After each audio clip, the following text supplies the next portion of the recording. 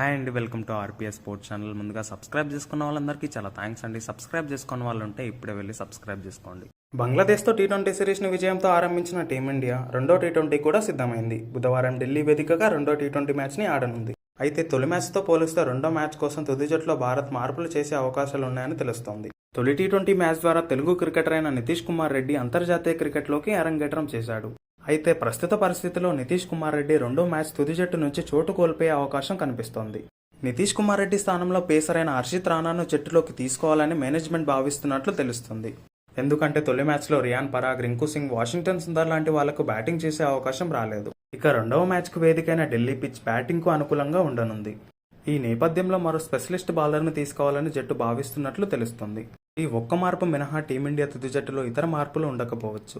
Indian team playing 11 Sanju Samson, Abhishek Sharma, Suryakumar Yadav, Hardik Pandya, Riyan Parag, Rinku Singh, Washington Sundar, Varun Chakravarthy, Harshdeep Singh, Mayank Yadav మరియు హర్షిత్ రాణా.